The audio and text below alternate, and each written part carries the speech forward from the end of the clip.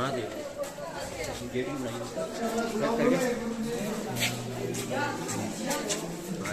हाँ सामने बनाएगा।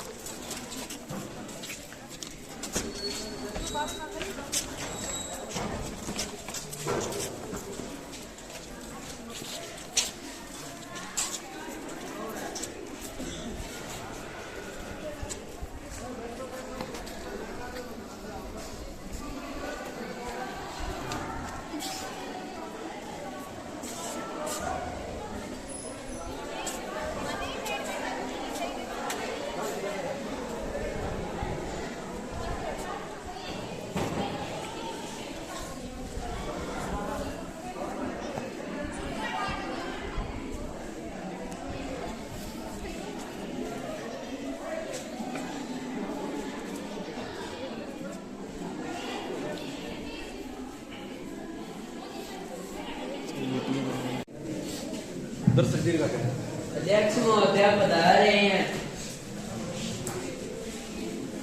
वीडियो बना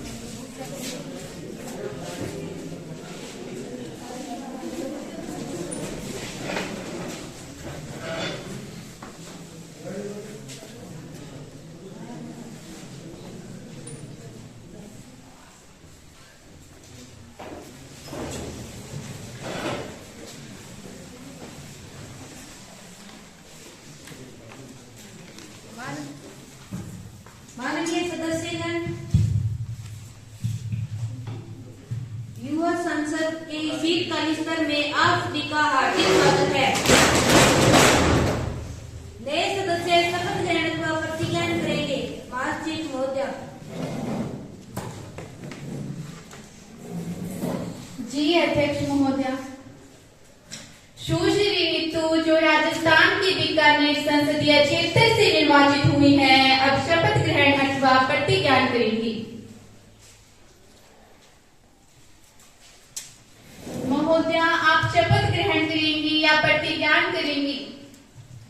मैं शपथ ग्रहण करूंगी महोदय। आप किस भाषा में शपथ ग्रहण करेंगी? मैं हिंदी भाषा में शपथ ग्रहण करूंगी।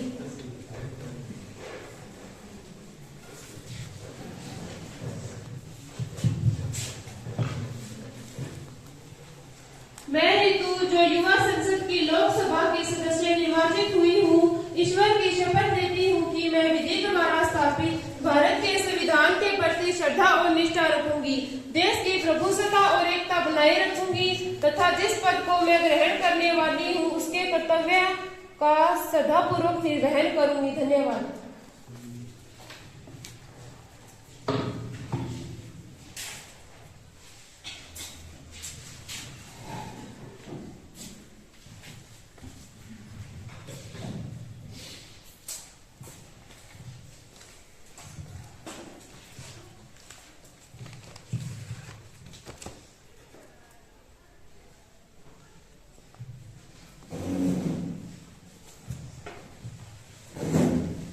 सुश्री पूजा जो हरियाणा के हिसार संसदीय क्षेत्र से निर्वाचित हुई है, अब शपथ ग्रहण अथवा प्रतिज्ञा करेंगी।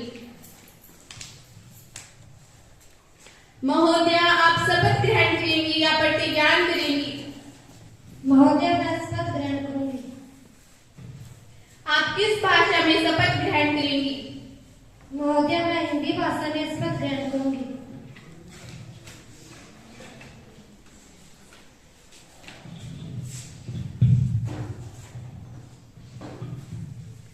मैं पूजा जो हरियाणा के हिसार संसदीय क्षेत्र से निर्वाचित हुई हूँ, ईश्वर की शपथ लेती हूँ कि मैं विधि द्वारा स्थापित भारत के संविधान के प्रति श्रद्धा और निष्ठा रखूंगी, देश की प्रभुसत्ता और एकता बनाए रखूंगी तथा जिस पद को मैं ग्रहण करने वाली हूँ उसके कर्तव्य का श्रद्धापूर्वक निर्वहन करूंगी।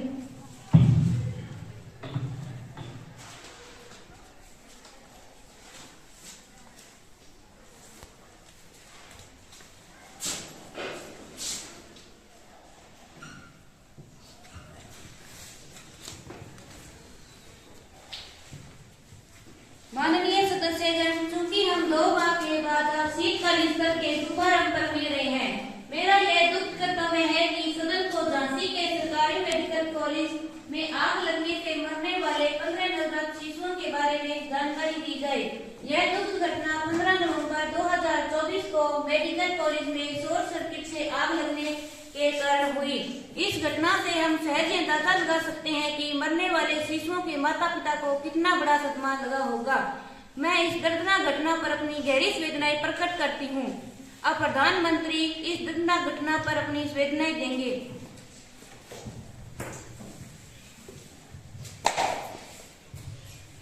अध्यक्ष महोदय, मैं झांसी के मेडिकल कॉलेज आगजनी में मरने वाले 15 बच्चों को श्रद्धांजलि अर्पित करती हूँ। वे बच्चे हमारे देश के भविष्य थे। ये दर्दनाक घटना हमारा देश कभी भी भुला नहीं सकता। मैं उन बच्चों के माता पिताओं को अपनी संवेदनाएं प्रकट करती हूँ और ईश्वर से प्रार्थना करती हूँ कि वे बच्चों की आत्माओं को शांति दें। वे उनके माता पिता को इस दुख को सहन करने की शक्ति प्रदान करें। विपक्ष के नेता इस दर्दनाक घटना पर अपनी संवेदनाएं देंगे। अध्यक्ष महोदय, मैं आप व सदन के नेता द्वारा अर्पित की गई श्रद्धांजलि में अपने को भी संयोजित करती हूँ। इन बच्चों की असामयिक मृत्यु देश के लिए अपूरणीय क्षति है। ये बच्चे हमारे देश का उज्जवल भविष्य थे। ये एक ऐसी दर्दनाक घटना है जिसे लंबे समय तक भुलाया नहीं जा सकता। अतः मैं मृत बच्चों के माता पिता के साथ ही नहीं खड़ी हूँ, बल्कि पूरा राष्ट्र उनके साथ है। मैं शोक संतप्त परिवार को संवेदनाएं भेजते हुए जन को और अपने दल को सहयोगित करती हूँ। सदस्यगण अपना गहरा शोक प्रकट करने के लिए कुछ क्षणों के लिए मौन खड़े होंगे।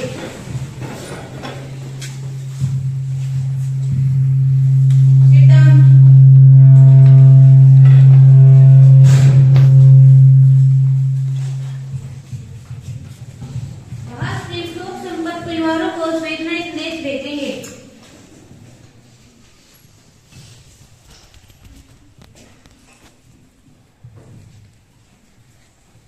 हाँ श्रीमती, शोक संदेश जल्द ही भेज दिया जाएगा। 8% हो गई है। यदि हाँ तो विवरण सदन में रखें और इसके क्या कारण है। क्या सरकार ने बेरोजगारी समस्या को हल करने के लिए कोई योजना बनाई है? यदि हाँ तो ब्यौरा सदन में रखें। यदि नहीं तो इसके क्या कारण है। माननीय श्रम एवं रोजगार मंत्री सुश्री प्रीति इस पर अपने विचार प्रकट करें। माननीय अध्यक्ष महोदय, मैं आपके माध्यम से सदन को बताना चाहूंगी कि प्रश्न संख्या 1 के सदन में माननीय सदस्य द्वारा दिया गया विवरण सही नहीं है। श्रम मंत्रालय के आंकड़ों के अनुसार बेरोजगारी दर 8.3% थी, जो घटकर 8% हो गई है।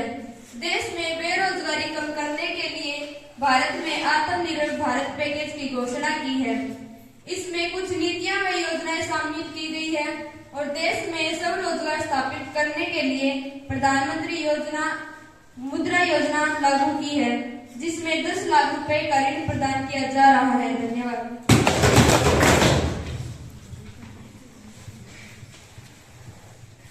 प्रश्न संख्या 2 सुश्री हेमा।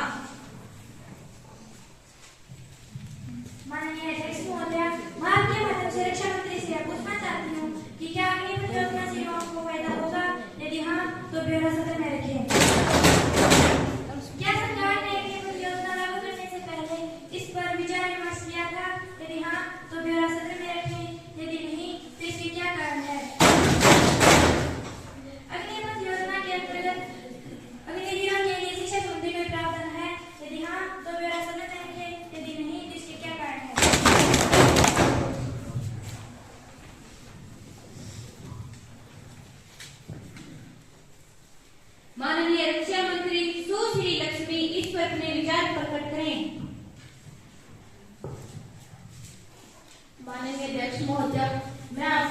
से सदन को यह बताना चाहती हूँ कि अपनी परियोजना लागू होने से युवाओं के लिए सैन्य बलों में जाने के अवसर बढ़ेंगे।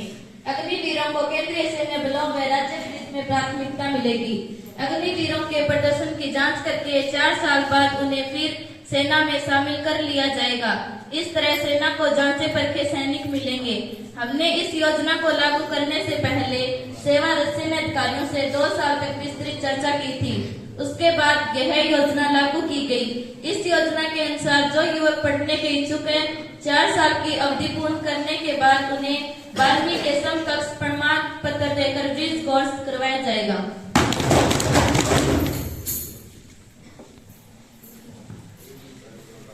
प्रश्न संख्या 3 सुश्री निशा रानी अपना प्रश्न पूछें।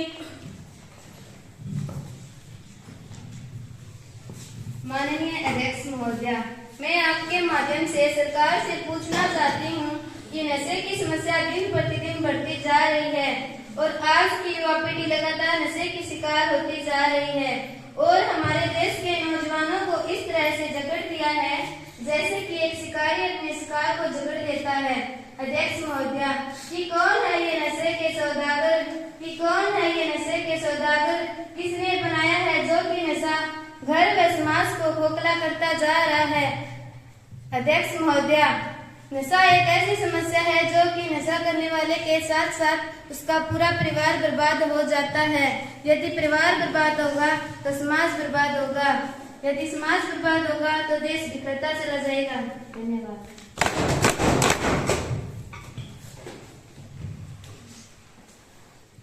माननीय प्रधानमंत्री कृपया सुश्री निशा रानी द्वारा पूछे गए प्रश्न पर अपने विचार प्रकट करें। माननीय अध्यक्ष महोदया, मैं आपके माध्यम से सदन द्वारा पूछे गए प्रश्न का उत्तर देती हूँ कि सरकार ने NDPS एक्ट को और ज्यादा सख्त करके नशे पर लगाम लगाने का प्रयास किया है। सरकार ने नए कानून भी बनाए हैं और सरकार ने नई हेल्पलाइन नंबर भी जारी किया है जिससे नशे माफियाओं को पकड़ा जा सके। सरकार लगातार नशा माफियाओं की धरपकड़ की जा रही है और लोगों को नशे के दुष्प्रभावों को बताकर उन्हें नशे से दूर रहने के लिए जागरूक किया जा रहा है। गांव में ग्रामीण ओलंपिक का आयोजन करवाकर युवकों व बच्चों को नशे से दूर रहने के लिए प्रेरित किया जा रहा है। धन्यवाद।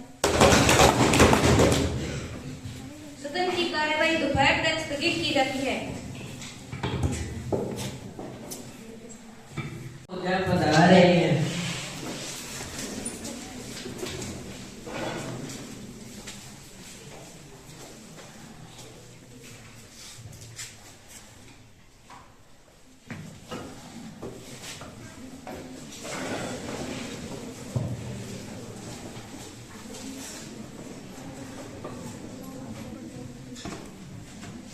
प्रश्न संख्या 4 सुश्री भागवती।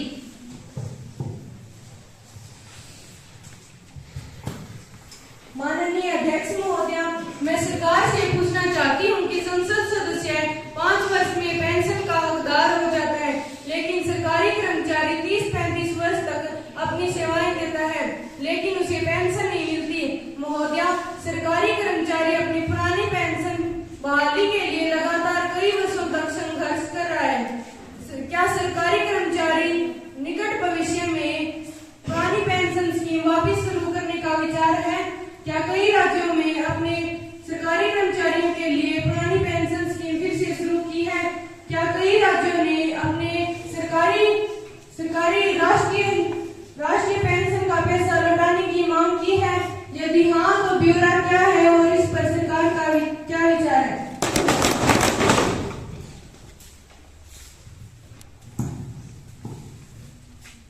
माननीय वित्त मंत्री सुश्री रचना जी, आप सुश्री भागवती द्वारा पूछे गए प्रश्न के माध्यम से अपने विचार प्रकट करें। माननीय अध्यक्ष महोदया, मैं आपके माध्यम से सदन को बता देना चाहती हूँ कि सरकार द्वारा लागू की गई पेंशन स्कीम कर्मचारियों के हित में है। वर्तमान और भविष्य में विकास की योजना को ध्यान में रखते हुए फिलहाल सरकार का पुरानी पेंशन स्कीम लागू करने का कोई विचार नहीं है। राजस्थान, छत्तीसगढ़, झारखंड, पंजाब और उत्तर हिमाचल प्रदेश की राज्य की सरकारों ने राष्ट्रीय पेंशन स्कीम में बदलने का फैसला किया है। धन्यवाद।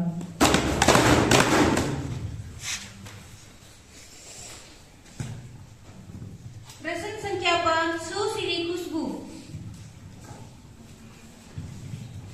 माननीय अध्यक्ष महोदया, भारतीय रेल एशिया का दूसरा सबसे बड़ा रेल नेटवर्क है, परंतु इसे धीरे धीरे निजी हाथों में सौंपा जा रहा है।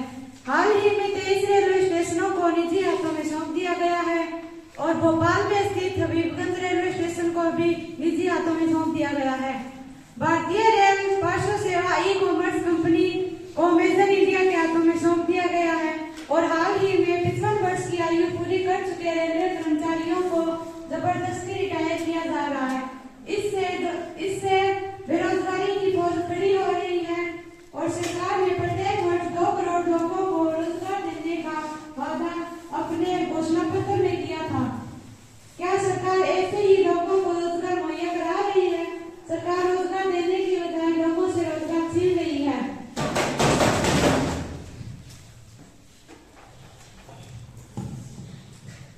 माननीय रेल मंत्री सुश्री मनीषा देवी इस पर अपने विचार प्रकट करें। माननीय अध्यक्ष महोदय, मैं अपने विपक्षी साथी को यह बताना चाहूंगी कि ग्लोबलाइजेशन के दौर में हम विश्व स्तरीय सुविधाएं देकर ही विदेशी निवेश को भारत में लाया जा सकता है। नई नई कंपनियां आएंगी तो लोगों को काफी रोजगार मिलेगा। रेलवे के कुछ स्टेशनों को निजी हाथों में सौंपने से वहां की सफाई व्यवस्था बेहतर रहेगी। साथ ही हम वहां लोगों को विश्व स्तरीय सुविधाएं भी उपलब्ध करवाएंगे। अमेजन इंडिया को 2.5 टन तक के ही पार्सल देने की अनुमति दी गई है, बाकी इंडियन प्रबंधन के हाथों में है।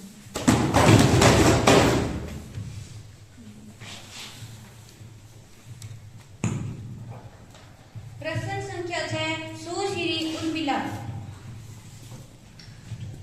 अध्यक्ष महोदय जी, मैं सरकार से पूछना चाहती हूँ कि हमारे देश में भ्रष्टाचार क्यों बढ़ रहा है। लोगों को काम सरकारी कार्यालयों में समय पर नहीं होता। काम करने के लिए उन्हें अतिरिक्त पैसे की मांग करते हैं। यदि काम उन्हें समय पर नहीं दिया जाए तो वह काम समय पर नहीं करते या जानबूझकर उसमें किसी न किसी कागज की कमी बताते हैं। इससे आमजन को बहुत परेशानी होती है। ऐसे उनका समय व पैसा दोनों बर्बाद होता है। सरकार इस समस्या को सुलझाने के लिए क्या कार्य कर रही है?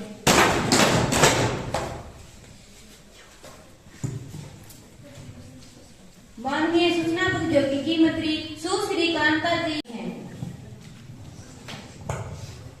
माननीय अध्यक्ष महोदय, मैं आपके माध्यम से सदन को बताना चाहती हूँ कि भारत सरकार द्वारा भ्रष्टाचार पर लगाम लगाने के लिए सिटी संशोधन तैयार किया गया है।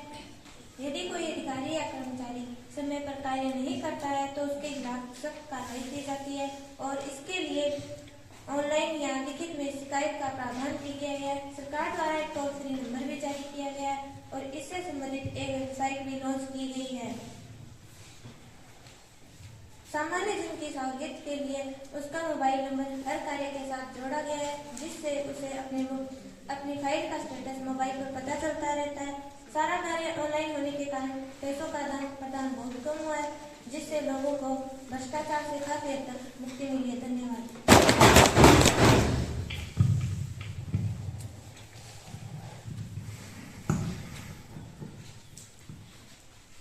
महर्षि महोदय युवा संसद की राज्यसभा से संदेश पढ़ेगी।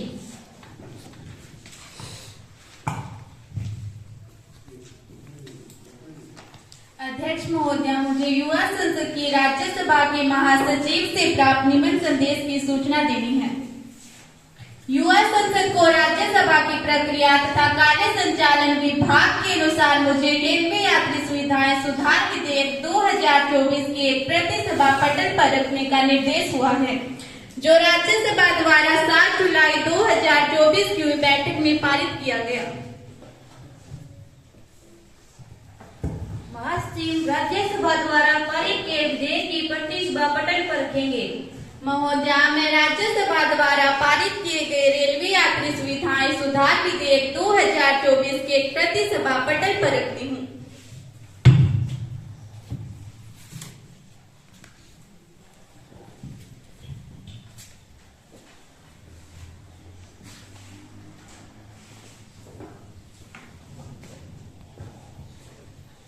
अब सुश्री रंजनी अपना विशेषाधिकार हनन का प्रस्ताव रखेंगी। माननीय अध्यक्ष महोदया, कल मैं संसद के अधिवेशन में उपस्थित होने के लिए घर से आ रही थी कि रास्ते में चांदनी चौक पर एक पुलिस कर्मचारी ने मेरी गाड़ी रुकवा दी। मेरे द्वारा अपनी गाड़ी के सारे कागजात दिखा दिए जाने पर उन्होंने मेरी गाड़ी एक तरफ खड़ी करने तथा जुर्माना देने को कहा। जब मैंने उनसे जुर्माने का कारण पूछा तो साहब बिगड़ गए और अभद्र शब्दों का प्रयोग करने लगे और मुझे कई घंटों तक रोके रखा।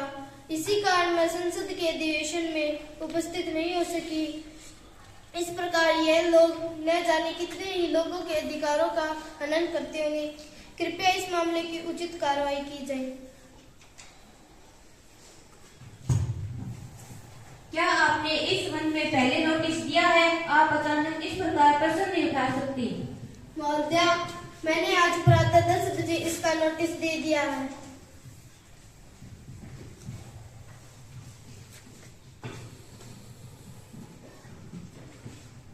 इस मामले की जांच की जाएगी और आपको निर्णय बता दिया जाएगा। आज की कार्यवाही यहीं पर स्थगित की जाती है।